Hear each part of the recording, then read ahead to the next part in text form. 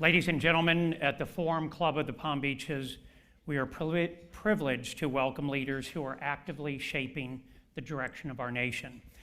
Tonight, we welcome the person who is shaping not only our nation, but our world.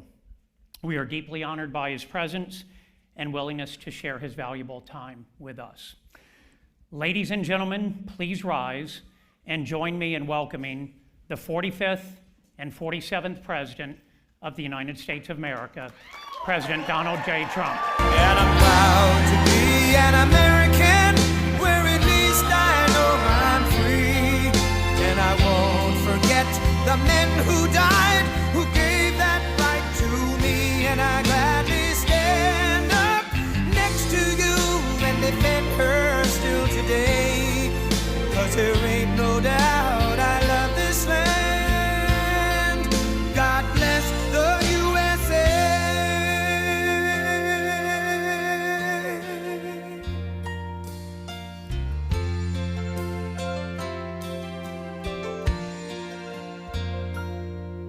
From the lakes of Minnesota to the hills of Tennessee, across the plains of Texas, from sea to shining sea, from Detroit down to Houston and New York to LA, where there's pride in every American heart, and it's time we stand and say that I'm proud to be an American, where at least I know I'm free. And I won't forget the men who died, who gave that right to me. And I gladly stand up next to you and defend her still today. 'Cause there ain't no doubt I love this land. God bless the USA.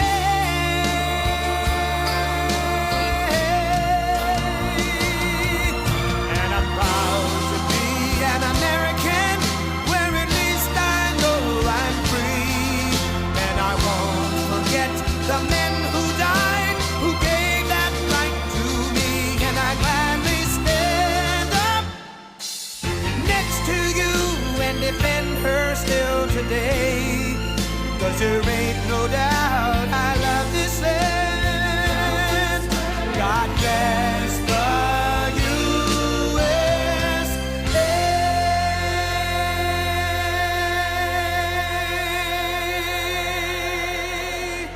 Thank you. Harvey's book. Anybody want a folder? Hello, everybody. This is great. And I want to thank Harvey. I want to thank everybody. So many friends in this audience. You know, I'm very familiar with the area. And our country is hot. We're doing a good job.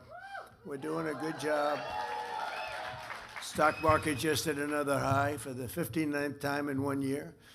And it's been really great. But I want to thank especially Harvey and all of the people, his beautiful wife, Christina, daughter, Eve. And he really put his heart and soul. He's a wonderful man, a great attorney, a very legitimate person. Sit down. Come on, we'll be here. What the heck? It's a beautiful evening in Palm Beach. Sort of semi, isn't it, huh? No, it's great. Hot area. It's a hot area. It's one of the hottest areas anywhere in the country, if you think, right? It's a pleasure to be back with so many friends and neighbors in a place that I love and a place that I call home, Palm Beach. It's been, I've been here for a long time. And I begin by congratulating the Forum Club on 50 incredible years. The Forum Club, wow. Harvey asked me if I do this. I said, no, I have a big speech. You know, I just had a big speech. You probably saw a big. And it's all over television. I said, where am I going now? He said, you're going to Carruthers Center. But you know, honestly, Carruthers Center is terrific. And I mean, I was saying, somebody said, you know, sir, you don't really have to do it. You can call up and probably do it. I said, are you kidding me? Can you imagine? This is a crowd where I know so many killers, very successful people.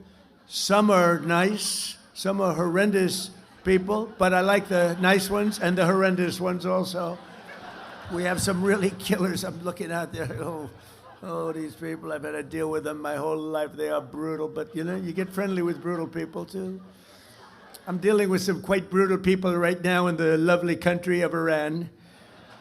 They are very brutal, and I will tell you, we're doing very well. You cannot give Iran a nuclear weapon. It's all I can say. You cannot. Because they would use it on a place called Israel very quickly, and they would use it in the Middle East, and they'd use it in Europe, and I guess we'd be next, and it's not going to happen. Don't worry about it. We've taken apart. We've taken their Air Force is non-existent. It's gone. Their Navy, they had a very strong Navy. They had the strongest Navy by far in the Middle East, many times over. They have 159 ships. Every single ship is at the bottom of the sea right now. They have no anti-aircraft capacity. They have no radar. They have no leaders. Actually, their leaders are all gone, too. It's part of our problem. We don't know who the hell we're dealing with. They call up, this is Mohammed, so-and-so, and I say, are you a leader? We're looking for a leader. It's the only country in the world, nobody wants to be a leader. You know, they say, would anybody like to be president? And there are no takers. But I think we're doing a great job over there, actually. We have they used the Hormuz Strait as a weapon for many, many years. They said they'll close it. So they closed it, then I closed it on them, which is sort of, they want a little business, they get no business. But it's going to work out because everything works out. You know, you look at what we did with Venezuela. That was an amazing military maneuver. And now we have a great relationship with Venezuela. 100 million barrels of oil we've already sold. It goes down to Texas. It goes to be refined in Texas. 100 million. We're going to be another, over the next month, it's going to be another 100 million. And you'll be happy to hear this because you're a lot of great business people here. This is the first war that you've seen in the United States for a long time where we actually have paid for the cost of the war by about 37 times already. In other words, it cost us a lot. We had those big, beautiful aircraft carriers, lots of planes and everything else, but we've paid for it many, many times over. And we're getting along great with the people, the leaders of the country, and we're working with them very closely, and they're relying on us totally, and the relationship is very good, and they're doing more business now than they've done in 15 years probably, and we have the oil companies all moving in, the big American oil companies are all moving in. It's really been amazing. And then I said, well, all right, now we can take a little pause.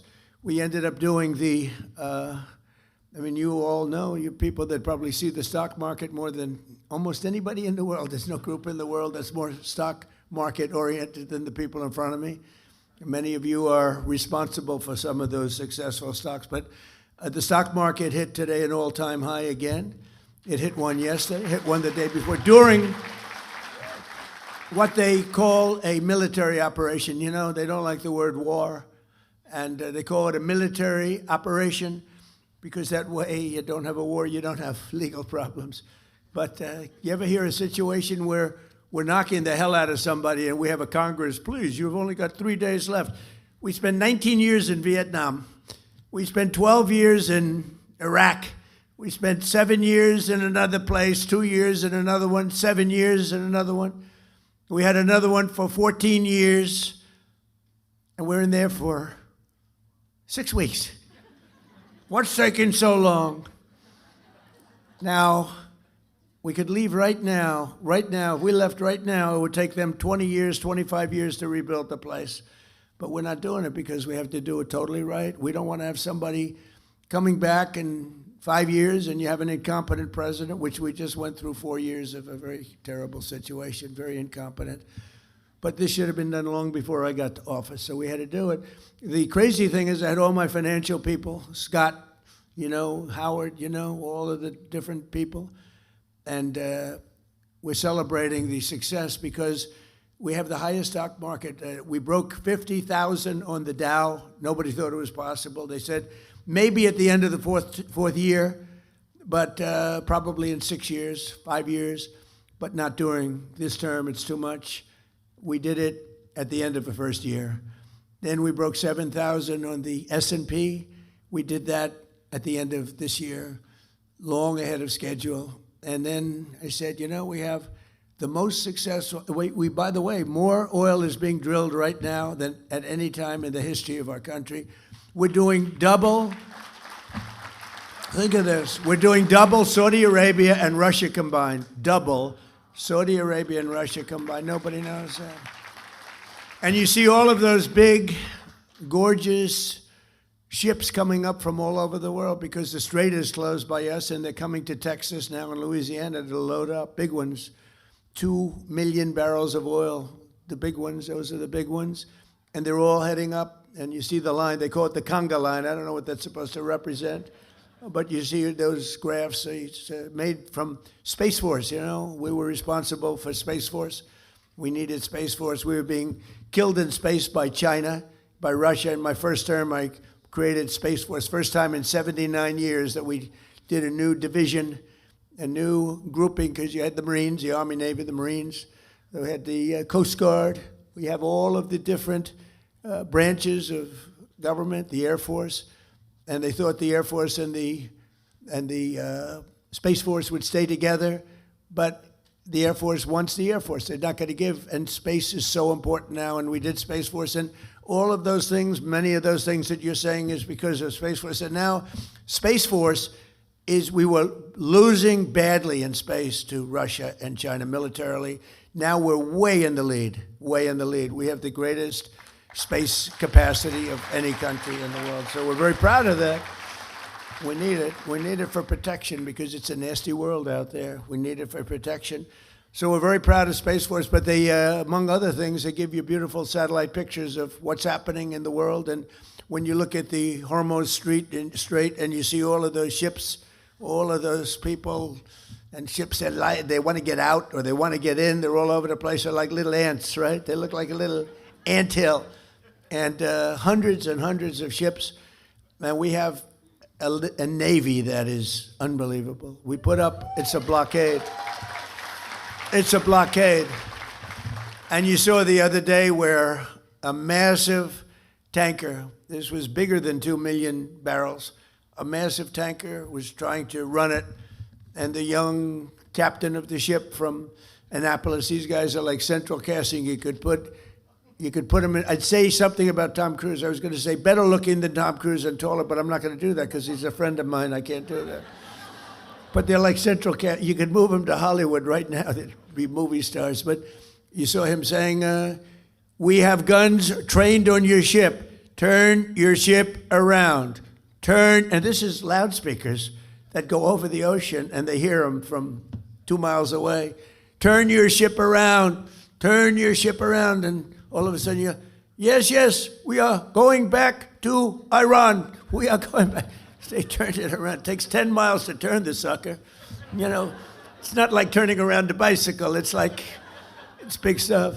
And then we had the other one you saw from 4 days ago where they were going to ram we call it an iron wall. It's essentially an iron wall. We have such great military and great Navy. And they were going straight through. And they said, turn your ship around. And there was no response. Turn your ship around. Evacuate your engine room immediately. And you see all these guys running out of there. Now, they're 5 miles away, and one shot into the engine room, blew up the engine room. The ship stopped. They used tugboats, and then we landed on top of it. On top of everything else, we then land on top of it, and we took over the ship. We took over the cargo, took over the oil. It's a very profitable business. Who would have thought we were doing that? We're like pirates. We're sort of like pirates. But we're not playing games because, you know, for 47 years, Iran has been pushing everybody around. They're the bully of the Middle East. They've been scaring everybody, Israel and Qatar, Saudi Arabia, UAE, Bahrain, Kuwait, all of them. They're all, it was the bully of the Middle East. I understand it. Bush made a mistake. He took out Iraq. You know, Iraq, and by the way, I congratulate the new president of Iraq. I endorsed him. I'm now in the business of endorsing political leaders from foreign countries, countries that nobody's ever seen before. And we have a pretty infallible record. We've won a lot of them, but I endorsed the man because we didn't like the man that was the president of Iraq, and we endorsed somebody that not a lot of people have heard of, and he won in a landslide. So I just spoke to him yesterday. But the relationships we have relationships that are very, very strong, very powerful relationships, and I think the Middle East is going to be taken care of.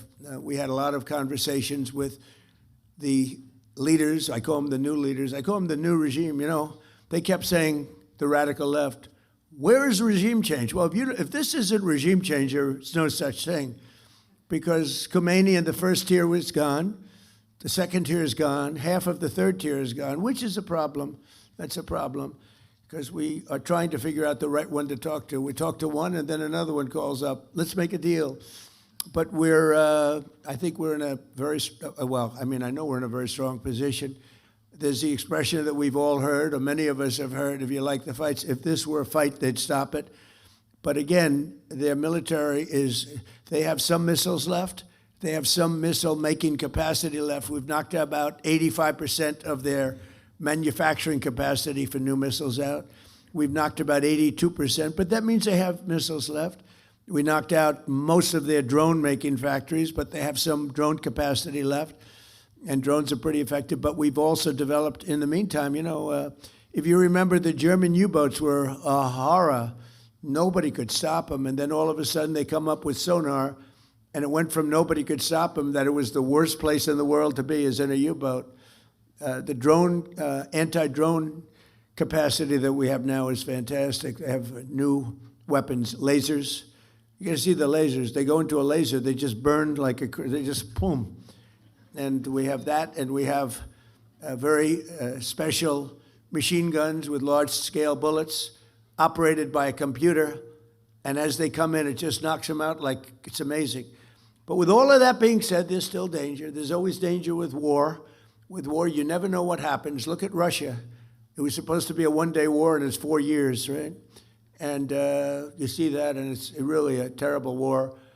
And it's a lot of people died. Last month, they had 25,000 soldiers, mostly soldiers, killed. It's like a bloodbath over there, and I think we'll get that.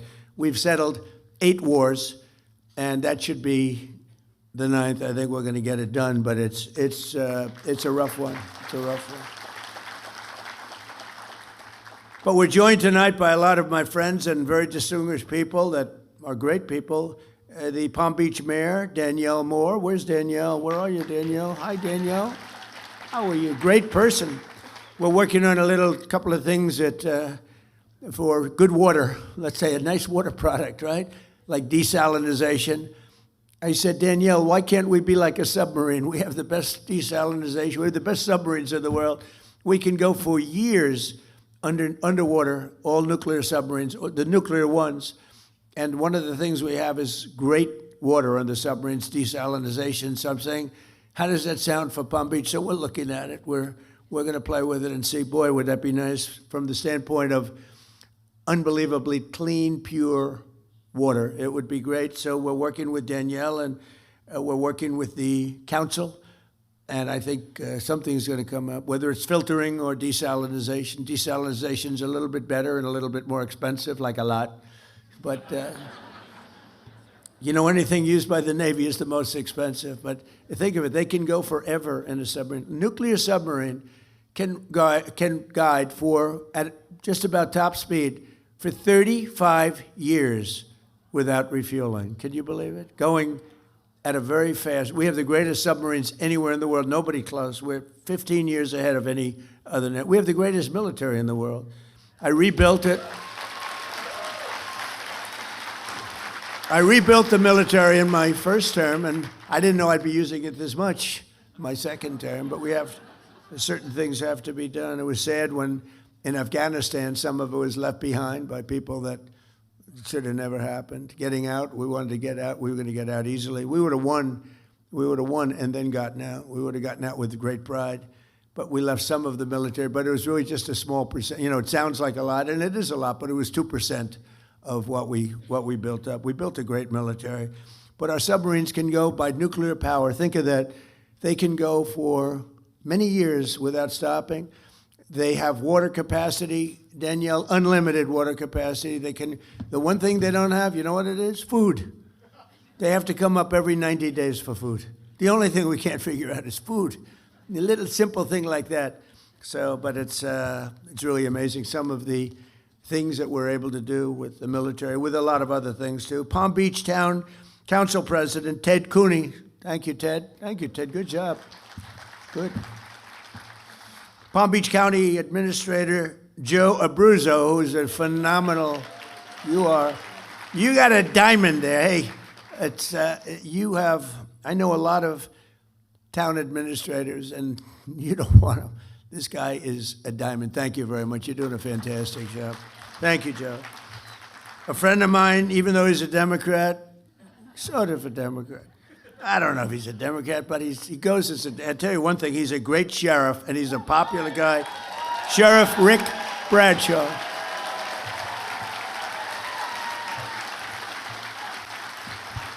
So I shouldn't tell you this. I told this to Rick, and I know how tough he is, and also I figured this might happen, but I voted for Rick. He's a Democrat.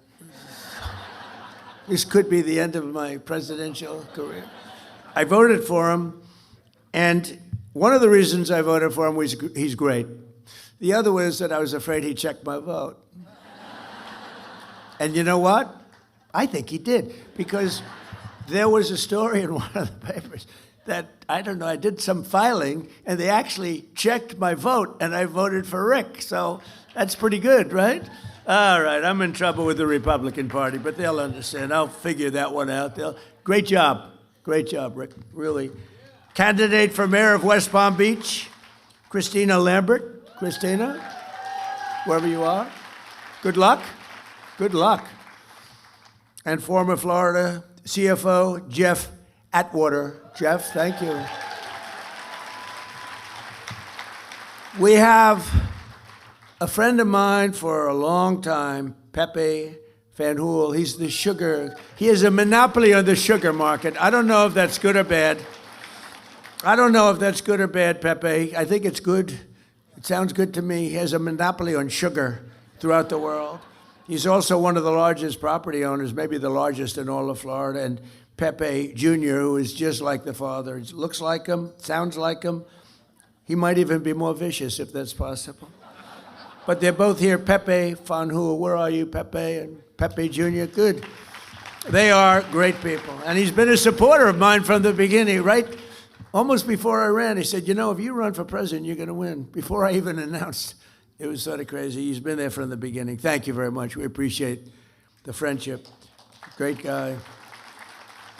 I actually did tell Coca-Cola, why aren't you using real sugar? And they said, well, we have, the aspartame, whatever it is. I said, no. In other countries, believe it or not, Mexico, who does not like me after the change of the name to the Gulf of America, the president called me up. This is 6 months ago. We have 92% of the waterfront. They have 8%.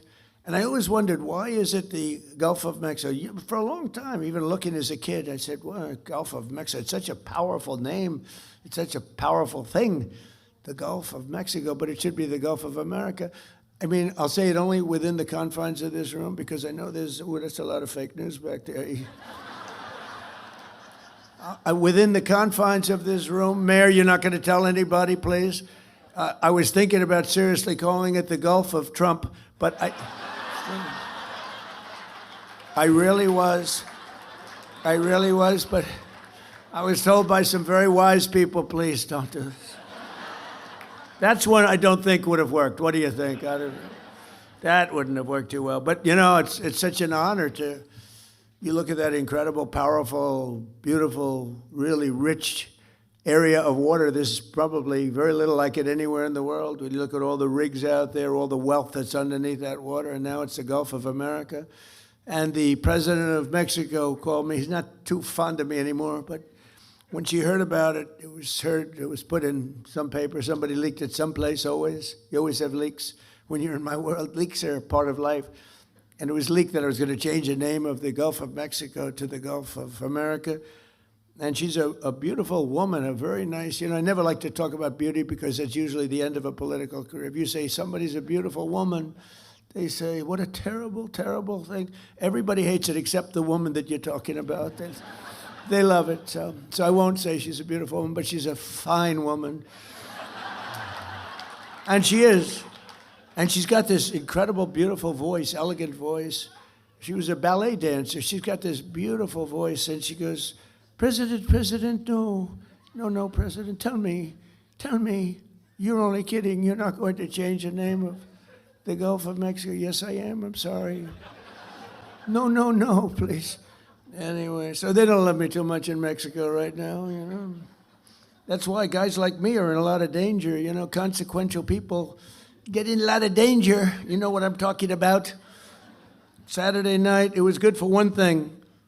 People are loving my ballroom now. That's the only thing. They love my ballroom.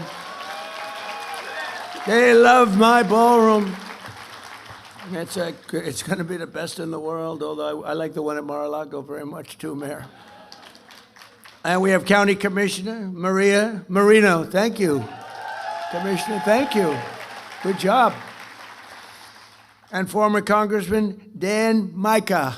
Where is Dan Micah? Thank you, Dan. Good job.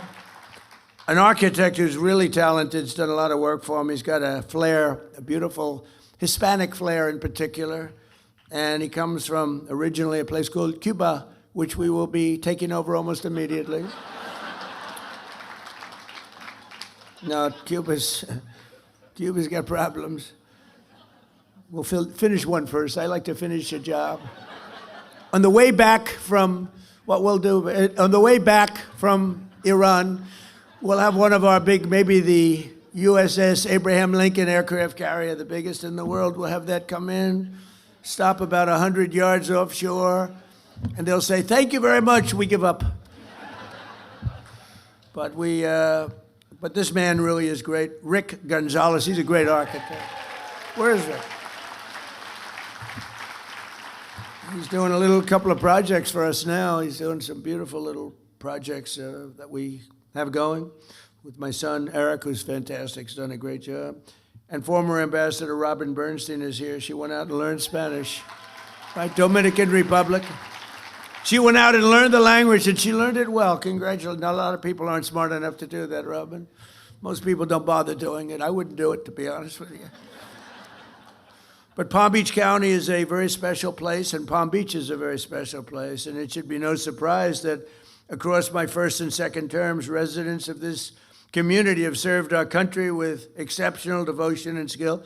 I'll meet people, I didn't know them, but I'll meet people at the club, or I'll meet people in Palm Beach or West Palm Beach. I love West Palm Beach. It's one of the really great stories is West Palm Beach. Palm Beach has been incredible. It's never been run better. We appreciate it. West Palm Beach is really hot. It's coming along so fast and so good. It's all over, one of the hottest. And I'm so honored with what's happened with Joe and with Meg. Where's Meg? Are you like, stand up, please. Meg she's fantastic.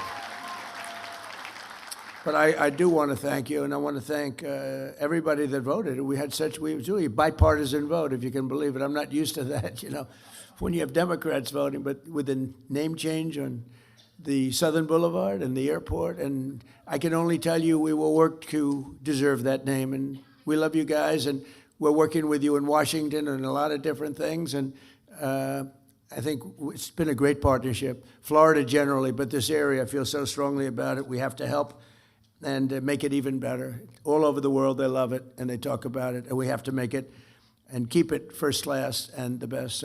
But I want to thank you very much. I know how hard you worked on that. She's a really great person, and I don't know what her future is, but I think it's really good politically. I think she's fantastic, and she loves animals, right?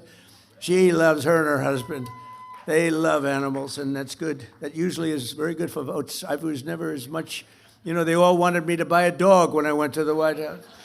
They said, sir, you'll be the first president in 68 years or something that doesn't have a dog. I said, it's not going to work for me.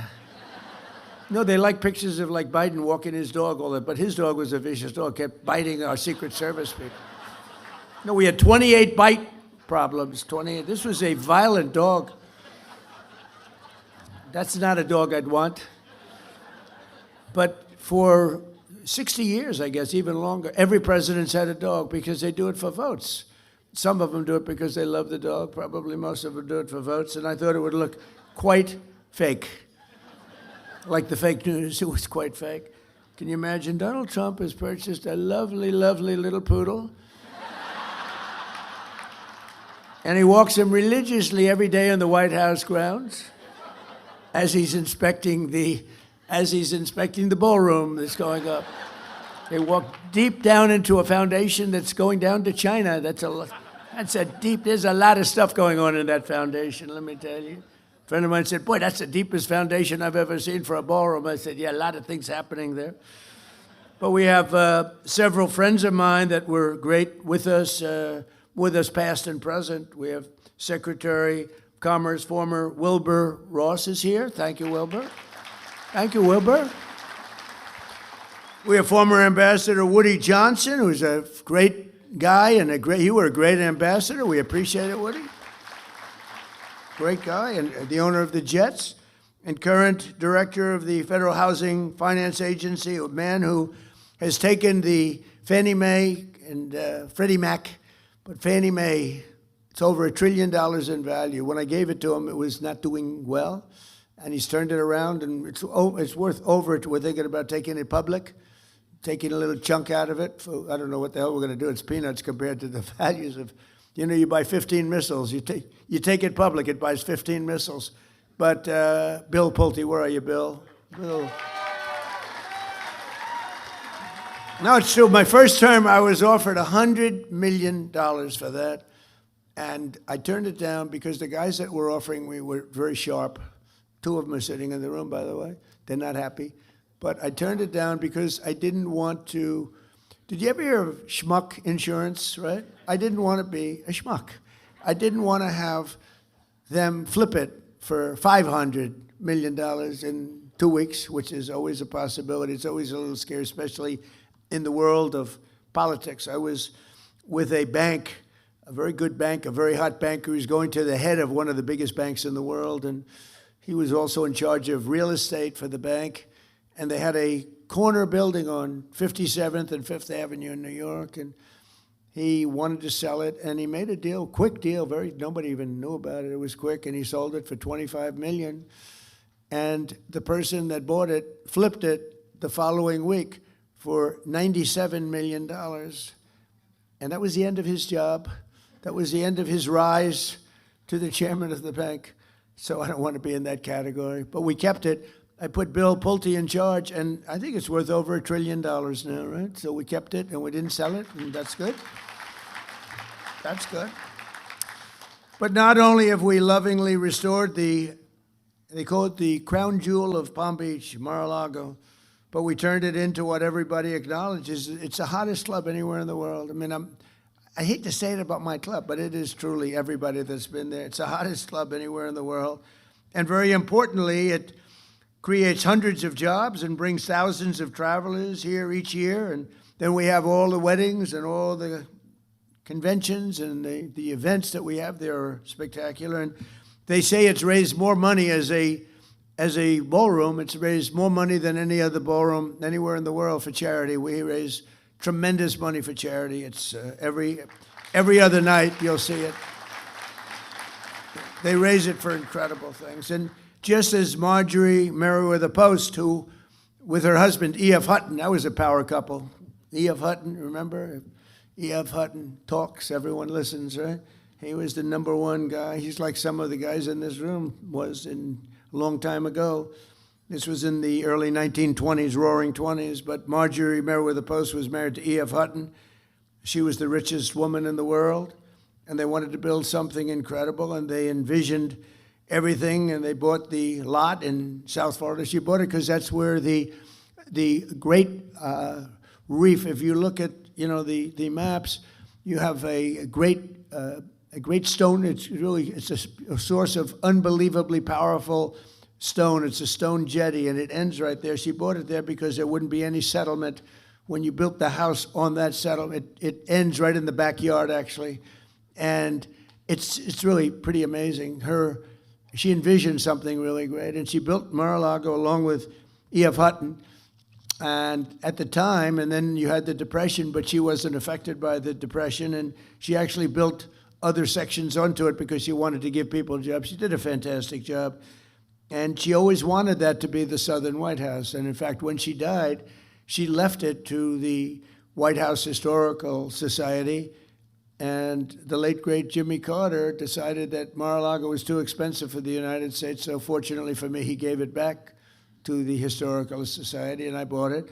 And we spent a lot of money and made it great. I lived there for a while. Then I said, this is a very big house to live in. And, you know, we had kids, and you have the kids running around the house. You can't find your kids ever. Where are they? Where are they? Which floor are they on? But it's a special place, and it's become a great, great club. And we've had all the foreign leaders, most of them. We had President Xi of China here a few years ago, and I'm going to be there in 2 weeks, by the way. That'll be interesting. But it'll be something because, you know, he's amazing. He's an amazing guy. And the trip is going to be a very important trip that I'm making. And we had the late Prime Minister Abe of Japan. He was a fantastic man. He was a great friend of mine. He was assassinated in Japan with probably the only gun in Japan. They don't have guns in Japan at all. This crazy person made a gun and assassinated our friend, my friend. He was great. And we've had a lot of the other top leaders of the world at Mar-a-Lago. So good for Palm Beach. You know, it's interesting. They have a lot of Secret Service, as you can imagine. Probably gets even more, but we have a lot. And I have friends that are very rich, very powerful, and they don't complain. They sort of love it because the president is in your community, not me. It's the president of the United States is in your community, and they're so proud of it. I mean, people that are in this room that are very, very substantial, as big as it gets on Wall Street, and they have houses that are beautiful, and they have to go around. They have to go to one bridge or another bridge. They get thrown around like piñatas by the Secret Service. Get the hell out of here. These are people that never get spoken to. You know, the Secret Service, these guys, they don't have a lot of expression. They do a very good job. And the head of one of the biggest banks, the biggest bank, comes in. Sir, move out. What? Move out right now. Come on, let's go. He said, nobody's ever spoken to me. And yet they don't mind. It's crazy. They don't mind. They're honored to have the president, you know, whether it's me or anybody, they're honored to have the president in their community. So it's great. And it also gives you a lot of additional security. You get a lot of freak security. Mayor, I have to tell you, you probably have the safest community in the history of the world, if you want to know the truth. Nobody's coming into Palm Beach to do any robberies, okay? In addition to a really great police group that you have, they work very closely, and the firemen and policemen, and we have the ball over, the policeman and firemen's ball, and I think it's become the hottest ball over with John Scarpa and all the people, Tim, all of the people that do it. I think it's the hottest ball, but it's an honor to work with the police. I also based my campaign here on election night in 2024. We had a great victory party just across the street in the convention center, and that was quite an evening. We were waiting for the decision, and it came early. It was around 9:02, and they said, Donald Trump will be the next president of the United States of America. It was very cool, actually, I thought. And it was right across the street. And then we had some crowd. Joe, you could use a little bit larger convention center, whatever you can do. Get that thing. I know you are. If you're working on it, it gets done. And so it was from Mar-a-Lago. We were there, and then we came over here, and we had a tremendous crowd. And we celebrated a tremendous thing. And our country now is just amazing. And we were laughed at and mocked. For 4 years, we were mocked. We were laughed at as being a stupid country. And now we're thought of with great respect, like we haven't been thought of for many, many decades. I want to thank the entire Palm Beach community for the extraordinary support that you've shown me and my family over the years, and I especially want to express my profound gratitude to the recent renamings. I want to just tell you that we have a lot of things in store. I know that a lot of tremendous elements are going to be added to the airport, making it bigger and better, and it's really going to be, I don't think there'll be anything as good as your airport will be anywhere in the country, anywhere in the world. So that's the way I feel, and that's very important. In Washington, they say, "Sir, which airport would you like most to fix up?" I said, "How about Palm Beach?" You know? So you'll be all very happy. And, you know, it's right now, I own Doral, and right now we have a tournament. I'm so busy. And we have the big Cadillac Championship going on, all the great players, the PGA Tour. And they're there, and yesterday somebody came up, said, "Sir, the tournament is great." I said, "What tournament are you talking about?" "I'm so busy with the Iranians calling, trying to make a good deal, and we're not going to let that happen. But they've got to make a bad deal. But if they make a deal at all, because frankly, maybe we're better off not making a deal at all. Do you want to know the truth? Because we can't let this thing go on. Been going on too long. But under the leadership of Secretary of State Marco Rubio, a person from Florida, right? We're working hard to bring the 2035 World Expo to Miami, to Florida, and we'll support the jobs. It'll be bringing hundreds of millions of dollars, and it looks like we've got a real good shot. You know, I brought the Olympics here in my first term. I was the one, I got the Olympics, and I got the World Cup, both of them, and then the election was rigged. You see that now? How about the Southern Law, Poverty, whatever the hell they call it, where they supported the Ku Klux Klan and all sorts of other things, only to fight the Ku Klux Klan politically. They out there, "We are fighting the Ku Klux Klan." They're the ones that are supporting it, giving it hundreds of, and many others, some even worse if that's possible. And now we found out, we got a whole lot of stuff coming. But I got the Olympics and I got the World Cup, and they're coming in now. And, you know, it's interesting how things work out, because I missed my second term the traditional way, right? It was very sad. I had to make a decision what to do. And I said, you know, when I got the Olympics, I said, boy, it's really sad because I got it. Nobody else, I got it. And I was dealing with those guys politically, and they said, "Sir, we're going to choose the United States of America." I said, "Wow, that's great." It was the Olympics. Then the World Cup. Johnny Infantino, who's the head of it, he's a friend of mine. I said, "Johnny, you got to give us the World Cup." And he gave it to us. The problem was it wasn't in the next 4 years. It was in 6 years and 7 years, so I wouldn't be president. I said, you know, I got the Olympics, I got the World Cup, and I won't be president. And then all of a sudden I realized I am going to be president during the Olympics and the World Cup. It's amazing. And, you know, it's very interesting, though.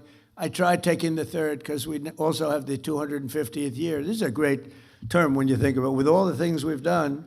And on top of that, and then we did the great big beautiful bill with no tax on tips, no tax on Social Security, no tax on overtime, all sorts of things. It's turning out to be very popular. People are now understanding it. But when I got these, I said, 250 years, okay, I got the Olympics, I got the World Cup. Maybe I can also claim the 250-year thing that I got that too. So I tried. I said, I also got 250 years. And they said, "Sir, you didn't get 200. We're 250. Okay, well, I gave up. So I gave up on that one. But we're having an unbelievable celebration. And in fact, on June 14th, not so far away, the UFC is going to have, I think it's the most exciting. I've been involved in a lot of events. I've given out a lot of tickets. I've sold a lot of tickets to things. I don't think I've ever had anything. This is going to be wild. We have a 5,000-seat arena being built right opposite the front door of the White House for the 250th. And that's going to be June 14th, which is my birthday, which is absolutely, you know, Flag Day. But and that's a coincidence. It is not, I didn't do that. It just worked out that way. It is actually true, I swear. I did not do it. It worked out that way. But it's June 14th. At least it's easy to remember. And they're building, it's going to be a Sunday night, and it's going to be on CBS. And then they're having, that'll be a 5,000-seat like arena that's going to be sort of a one that they put up. UFC, Dana White, the great Dana White, he's fantastic. And then they're having anywhere from 75 to 100,000 people in the park. Right across from the White House is a beautiful circular park, ellipse. And that's going to be having thousands and thousands of people. and they have 8 massive screens being built, and people are going to be able, there's no charge to anybody. Everything's free, and it's going to be something really fantastic. The biggest problem I have is the 5,000-seater. I have everybody that wants tickets, but it's one of the hottest things. And then we have the IndyCar, as you know, they're doing a race. Roger Penske, and he said, I've come to Washington 142 times over the years trying to get an IndyCar race in Washington around the Capitol. He said, and I've never been able to do it. And then I gave it one last chance, and I saw my friend Donald Trump president, and in a half an hour I had the whole deal done. We made a deal. So they're going to be, it's a little bit like the airport, right? And in literally it's going to be great. In half an hour he got the deal done. He's so happy. Roger's incredible. He's won 20 Indianapolis 500s. I gave him the Presidential Medal of Freedom. I said, it's amazing. These countries, Germany, Japan, they spend billions of dollars on cars trying to win the Indianapolis 500. And, they rarely do it. I don't know if they've ever done it, but they rarely do it. They spend all this money. Roger Penske's won it 20 times. So needless to say, he's quite good in the automotive division. I mean, the guy is amazing. He's won 20 Indianapolis 500s. It's not even believable. So I gave him the award when he won his 18th. I said, Roger, I'm going to give you the Presidential Medal of Freedom. What you've done is amazing. And since then, he's won 2 more. I don't know what it is. It's crazy. But he's a fantastic guy. So we're going to have the Indy, which are the racing cars, the Formula One type car. And that's going to be something that everybody's looking for. We're providing $42 million of improvements in Florida railway safety. You know that. And $210 million to the state for rural health care. And we delivered more than $2 billion in federal funding for the Army Corps of Engineers to dramatically speed up the restoration of the Florida Everglades and Lake Okeechobee, which is now being done, right? We're doing that. A lot of it's been done. I got it done in my first term, but we're adding to it Okeechobee and, all the things that benefit you. And today we delivered a huge win for our great fishermen and anglers in the state. And we have any fishers? I don't think this is a fishing room, I gave this statement a little while ago in the villages, and the place went crazy. I don't think any fishermen here? Well, that's not bad. Well, then you like this. That's better than I thought. But all state permits for the 2026 red snapper recreational season, as you know, was brutal with the federal government. You couldn't do anything. They let you catch a half a fish. If you caught 2 fish, they want to put you in jail, give you the electric chair. If you're lucky, you'll go to jail for the rest of your life instead of the chair. It was brutal. And so for years, our great fishermen have been punished in Florida and some other states with very short federal fishing seasons, like how about 2 hours? Go fishing. You go fishing for 2 hours, and then you have to pull it in and get the hell out of town, or they'll arrest you. But they gave you record short season, and I'm giving you unlimited seasons and federal seasons despite record fish populations. It's hard not to have a record fish population when nobody's been allowed to fish, essentially. And the states are begging to get these permits, and what we're doing is we're doing it. And the very incompetent Biden administration tried to shut down the oceans to our fishermen.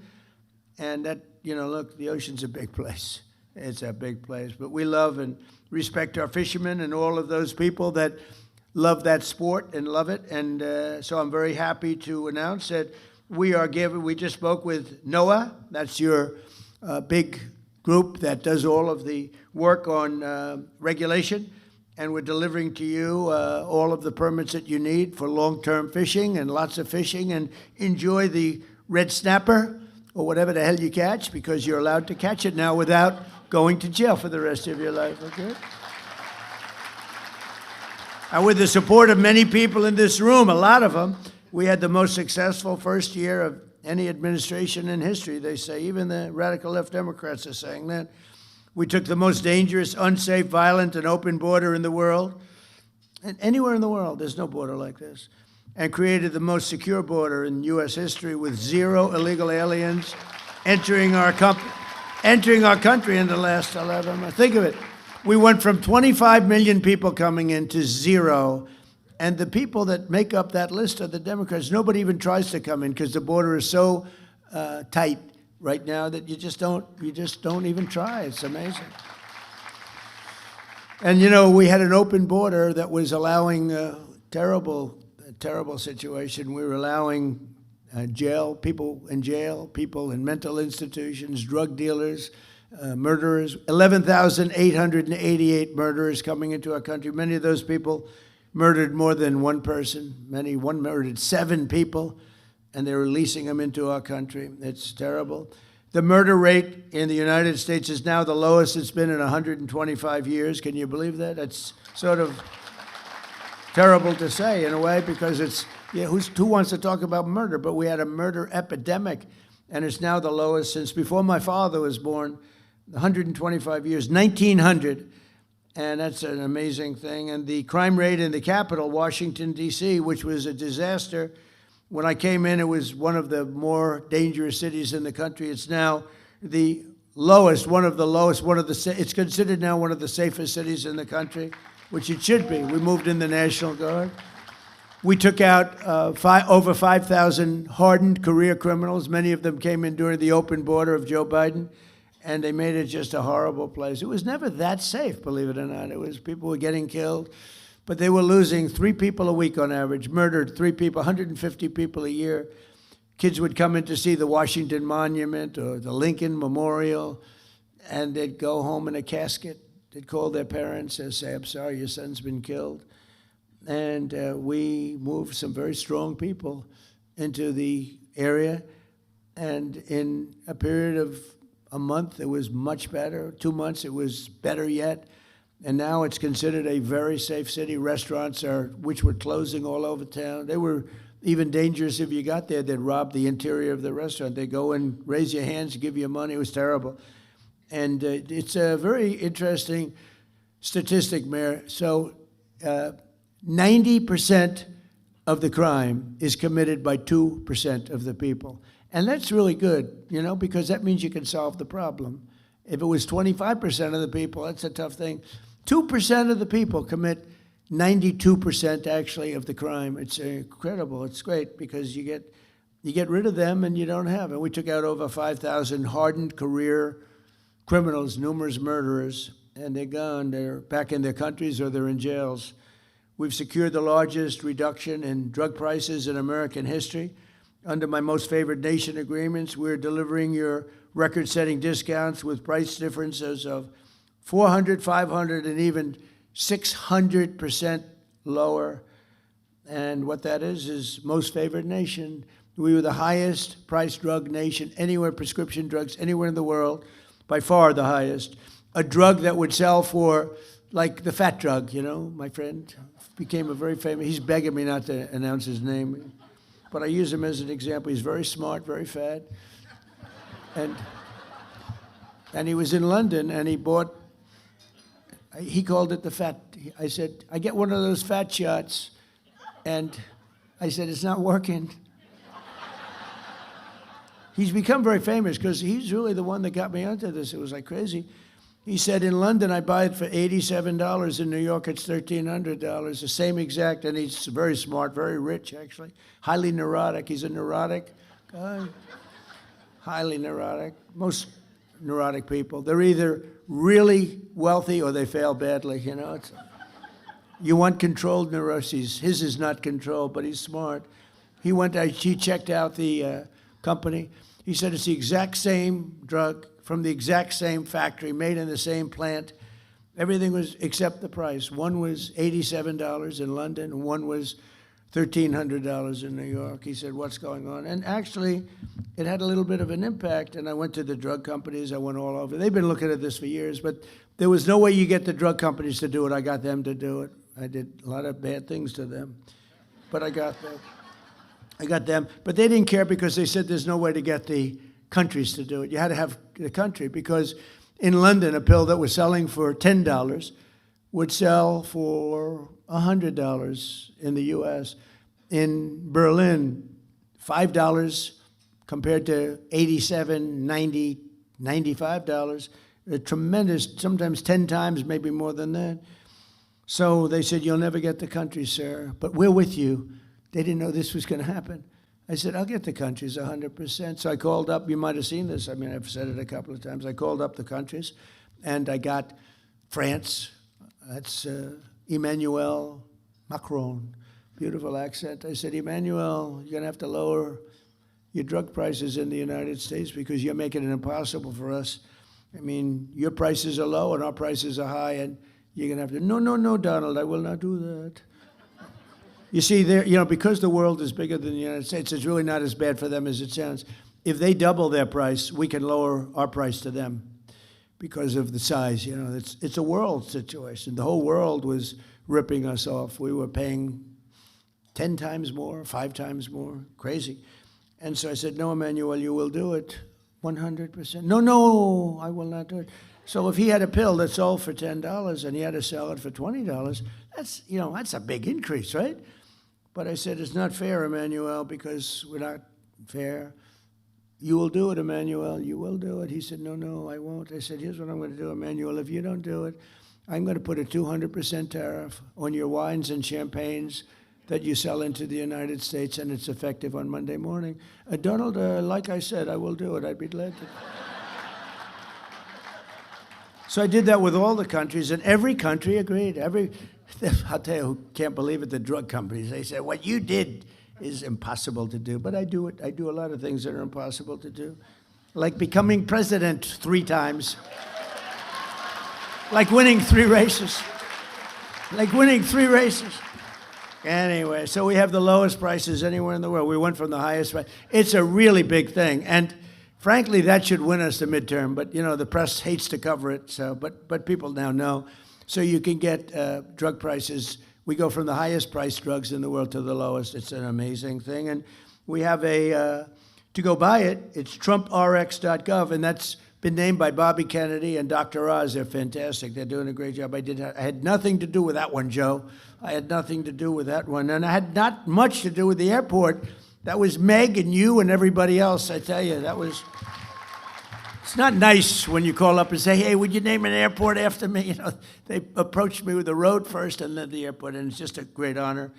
But the TrumpGov.com is setting every record in the book, and they're buying things for a fraction of the price. And today I'm thrilled to announce that starting on July 1st, we'll provide Medicare patients with coverage for weight loss drugs like Ozempic, Zepbound, Wegovy. It will be available for, listen to this, $50 a month. And we're cutting, as you know, and as you, I hope, know, we cut the insulin price down to $25 a month, which was, in many cases, it was $1,000. And I don't know if it affects the people here, but it was thousands of dollars, and now it's down to $25. We got it down. I did that really in my first term. It was terrible because I did it in the 3rd year of my first term. I got it down to $25. And then they told me, sir, it will take statutorily, it'll take 2 years, one of those deals, it'll take 2 years before it can go to that price. I said, I better win the election. If somebody else wins the election, they're going to take credit for the insulin. And lo and behold, we had some problems with the election, a disgraceful thing. And I saw Biden up there. We have a $25 insulin. I said, I did that. Can you believe it? I was seething. I was not a happy person. In fact, I said, I think we're going to have to run to set the record straight. But we got it down to $25. Everyone knows we did it. We actually have been given good credit. It's nice to be given good credit when you do things that are good. And I guess sometimes they'll say they don't give me enough credit, and then I'll be in the Oval Office, this beautiful, most powerful, most incredible office in the world. People walk in and they say, wow, the biggest people in the world. Even the Queen the other day, she walked in with King Charles, Camilla. She said, wow, this is the Oval Office. I said, when the Queen of England says that, that's very cool. But people do, the biggest business people, the biggest politicians. And, it's an amazing place, and we keep it well. We fix it. One of the nice parts about being in real estate, I give it the Mar-a-Lago treatment. We fix Mar-a-Lago. We make it better than it's ever been. It's better than it was the day it was built. So we have a lot of fun. By the way, the King and Queen were fantastic. They were here. What great representatives they are for their country. Really high quality. When he got up and made the speech with that beautiful accent, I said, well, that's the one thing I'll never have is that accent. I'd like to have that accent, but no, it was very elegant. He's a very elegant person, very good person. So in 4 years, the last administration took in much less than $1 trillion. And in 11 months, so you got 4 years, less than $1 trillion, and in 11 months we took in as an investment where countries and people, rich people are investing. In 11 months we took in over $18 trillion, which is a record, And we passed the largest tax cuts in American history.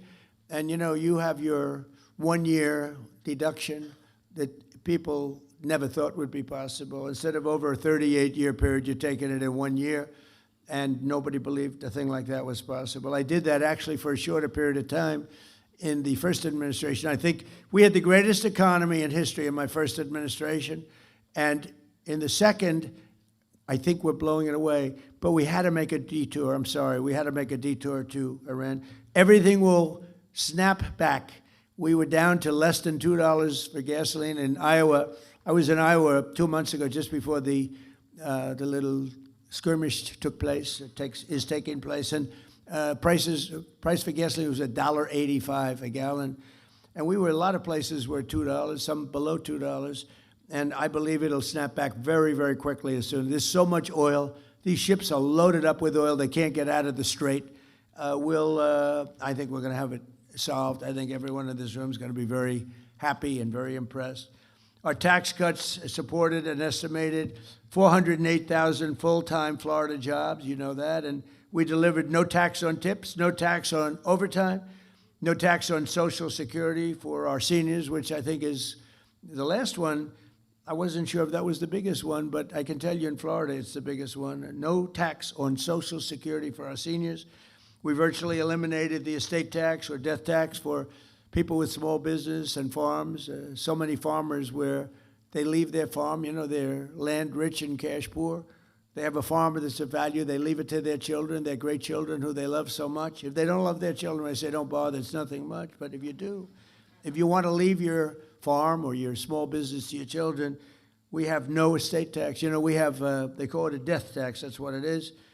And pretty amazing thing. In the case of farms, it's a way of life. And the parents would be on the farm, the kids would grow there, and they love it. They wouldn't do anything else. They would rather do that than anything else. And they used to get hit with a tax, a big tax that they couldn't pay, so they go out and borrow money from the local bank or whatever, and they weren't able to pay, and they would lose their farm. And in many cases, they would commit suicide. Literally, they'd commit suicide.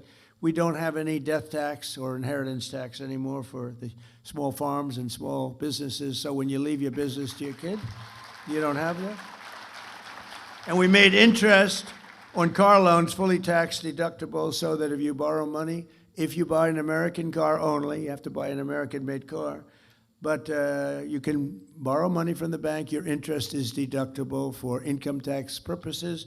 And that's a big deal that we've never seen. Middle-income people have never been big on deductions. Rich people have gotten used to deductions, but those other people haven't.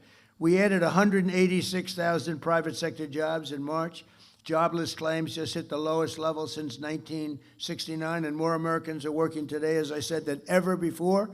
And since the election, 89 times we've hit new highs, and we're adding $9 trillion. We've added in just 11 months, we've added over $9 trillion in value to the stock markets, and people with 401ks have really, it saved marriages, actually. One policeman told me my wife thought very little of me. She felt I wasn't a man because I was a bad investor. With my 401k, I had nothing I could do about it. It was under the Biden administration. And now she thinks that I'm Warren Buffett. She said, my husband's the most incredible investor I've ever seen, and all I do is just look at the numbers every month. So it's amazing. The 401ks are incredible. Core inflation has dropped to a 5-year low, with the exception of oil prices, which is just, I think most of the people in this room understand that. As soon as it's over, it's going to drop like a rock. I think it goes below where it was because there's so much oil. It's not like it would be a problem if there wasn't a lot. There's so much oil out there. But core inflation has dropped. Grocery prices are down. Used car prices are down. Rent is down. The only thing that is up is the gasoline, and that's coming down. But, with all of this, and I say it again, we had to do this little excursion, because if we didn't, if they had a nuclear weapon, this world would be, it would be a horror. It would be a world that would live in fear. And it should have been done for 47 years by other presidents and other countries, frankly, but it wasn't. They were all afraid of Iran. It's very strong, was a very strong country. We've blown the hell out of them, if you want to know the truth. But we've leashed American energy with that simple policy of drill, baby drill. And I'll tell you, we're producing more oil and gas now than we ever have at any time. And we're investing over $1.5 trillion next year in the military. And we have the strongest, the greatest military by far anywhere in the world, stronger than any other country by far. And thanks to our warriors and their allies, the Israeli Defense Forces today, the Iranian regime has none of those things that we talked about: Navy, Air Force, anti-aircraft capacity, no radar. And again, dozens of their leaders are no longer with us. They're elsewhere. Most importantly, though, thanks to our blockade. The blockade has been unbelievable. They're unable to export any energy, and they're crumbling as an economy. But I just want to say that we have now a great country that's respected again. We're a country that is winning like it's never won before, and we're going to keep it going. And I just want to thank all of the people from this area of the world. It's a great area of the world with great leaders and people. And it's people that I have a lot of respect for. But it's an area of the world that everyone's talking about, and it's an honor to be a member of this group of people, very distinguished, such distinguished people. I'm seeing so many people, the people that you read about, the people that you look up to, and they happen to be here. Speaking in front of you with Harvey, my lawyer, the lawyer. If he ever loses a case, I'll fire him so fast. But he's my lawyer, and he said, would you do it? I said, absolutely. And I know it's turned out to be great, because outside they have thousands of people trying to get in, so that's a good feeling. But I just want to thank very much all of the people of West Palm Beach and Palm Beach, all of the people that we've dealt with. You are really fantastic. Thank you. Thank you very much. Thank you very much. Thank you.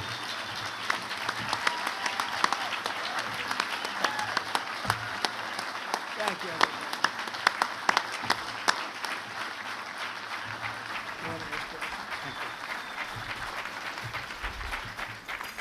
Mr. President, if you would stay with us a few more moments, we appreciate your time. You believe this guy? Yeah. We have a few questions for you. First, obvious question: Palm Beach is your home. Your children and your grandchildren all live in Southeast Florida. Key members of your administration are from our community. Your future presidential library will be in Miami. An airport here will be named in your honor. And you often govern from here. You own properties everywhere in the world. You could live everywhere in the world. Why do you choose our community? Why Florida? Why Palm Beach County? Well, before I do that, so Elton John told me, when you hit it big, you leave. We hit it big. Everybody's standing over. Now Harvey says, can we ask you a couple of questions? He said, when you hit that last song big, don't go out for an encore. Or if you go out for an encore, make sure you leave when it's hot. And here we are. We had a standing ovation, everyone going, they loved it, and Harvey has to ask me a stupid question like that. They gave me the question, sir. But you'll answer. Okay, here's my answer. You know why? Because I like the area. Okay, next question. I like short answers. 250th anniversary of our nation, which you spoke about. Is there a particular moment in the founding of our nation that has always resonated with you? Well, I think when you look at the wars, the revolution itself, you take a look at what took place. It's that 1776 is amazing. It's interesting. We gave our military a bonus, and it was $1,775. And I looked at the number, and I had to sign off on it. I said, wait a minute. This says $1,775. if we had one more dollar, Harvey, at 1776, and I had to get approval. Can you believe? Actually, $1 is actually a lot but it's not that much. And so we made it 1776. It's just special. I mean, the whole place, it's a special country. But when you look at some of the movies and documentaries about the founding of our country and all of the great people, George Washington, Abraham Lincoln, Thomas Jefferson, Lincoln later, but Thomas Jefferson, all of the original founders, and some of the ones that are least known are actually the most important and the most interesting, actually. But when you look at all, then you have the Civil War. The Civil War was brutal. It was a brutal. I always said, why couldn't that have been settled? And maybe it could have been, but it was a brutal war. It was supposed to last one day, and because Robert E. Lee was an amazing general. You know, I deal with generals a lot. And I ask, who was the best general? A lot of them say Robert E. Lee, because he took something that was supposed to end in one day, and it went 4 years. And with the exception of Gettysburg, that was not good. That was not a good one. It was not a good day for him. But if that didn't happen, he would have actually won. They were going for New York, and they heard they were going up a hill, Harvey, just going up a hill. Robert E. Lee heard that. Stonewall Jackson was killed as great general, and so he didn't have him. He had another general, and they were going up, and he sent 5 messengers on 5 horses, hoping that one would get through because they were all being shot. It was a bloodbath, and it was never fight uphill, me boys, never fight uphill. He was fought uphill, and they just got wiped out. But that whole, to me, the Robert E. Lee era with Ulysses S. Grant, Abraham Lincoln, I mean, to me, that is such an amazing you can learn so much from it, but it was such an amazing time, such a horrible time, beautiful in certain ways, but such a horrible, horrible time. We have a fascinating country, whether you're talking about 1776 or a little bit later on, or I think right now, in many ways, I believe we're in the golden age of America. You know, I'm glad he actually asked me this question, because I just used a term that I didn't use when I was leaving. I didn't say we are in the golden age, Harvey, of America, and we're living it, and I think it's a very exciting time right now. I'm glad you liked one of my questions, sir. As someone who came from the business world, you're now in the political world. What is the biggest difference between being a leader of a company versus being a leader of a country, if any? I can get myself into big trouble. Well, a lot of people ask it in a little different form. They say, who's tougher, politicians or businessmen? Because I dealt with both at the highest level. And I always said, oh, businessmen are much tougher. They're not even close. But then I spent a little time in Washington. And now I say it's not even close. These politicians are ruthless, vicious, they are liars, unlike our people from our great town council. But these are vicious people. I mean, what I see, Shifty Schiff, all these crazy people that we have to deal with, think of it, Comey, how's he doing? No, the people that we deal with in Washington, they are very tough. And even the leaders of other countries, you know, look, now we're dealing with Iran. So when they used to ask me that question for the first, Meg, I'd say for the first month, I would say, oh, businessmen. After about a month and a half, after getting impeached twice for nothing, I said, you know, politicians are far worse, far worse. Yeah, right. So it's a big difference. I will say this, there's nothing more beautiful than a really good politician who's honorable. There's nothing more beautiful than an honorable prosecutor. You know, you have some of these prosecutors, they're dirty cops, and you have others that are very fair. And I think the world of the prosecutors is a very important world. You want fair, you have to have fair prosecutors, and some of them aren't fair. I mean, I was a part of it, and I was able to beat a system that was brutal. A lot of people didn't think it was doable, and we did. But having really, because it's a very important position, the prosecutors are very powerful, and they can destroy people unfairly, and they can, you know, they can also do a good job. But having smart and fair prosecutors is a very important part of the world in which we live. I think that makes sense, but I feel very strongly about that, yeah. Last question. Well, it's a two-part question. What is the most bizarre thing that you've encountered as president, and what still surprises you about the job even in your second term? If I told him what was the most bizarre thing? I'd have to probably resign in about 3 minutes as I walked off the stage. You think I'm getting there? I'm not. But the one thing so I won't respond to that question. But you would be very interested. But I just think that it's a great honor to be doing what I'm doing. And, you know, you have everybody watching, everybody looking, everybody second guessing. Some are very fair and very, you know, good, and you learn from them and you take what they suggest or what they're complaining about in some cases if they're fair, and others, no matter what you do, you know, it's like you can have a baseball team and win 21-0, and they'll say you should have won 25-0, right? Because we've done really a job. We're being credited of having the best first year of a term of any president. I think it is. I mean, when you look at all the regulation cuts, all of the tax cuts, all of the law and order things, I mean, the border is an example. We settled 8 wars, and nobody settled 8 wars. In fact, the woman that won, a very nice woman, Maria, she won the Nobel Peace Prize, and she said, "What? Nobody should win that but Donald Trump." She said, "Donald Trump should win it more than any other person that won it." And she actually gave me her Nobel Prize. She's a terrific person. But I just say this, it's a great honor to do it. I think it's bigger than I thought. You know, when I was thinking about running early on in 2015, 2014, before I ran, I had no idea it would be this big. I had no idea we could make this kind of an impact.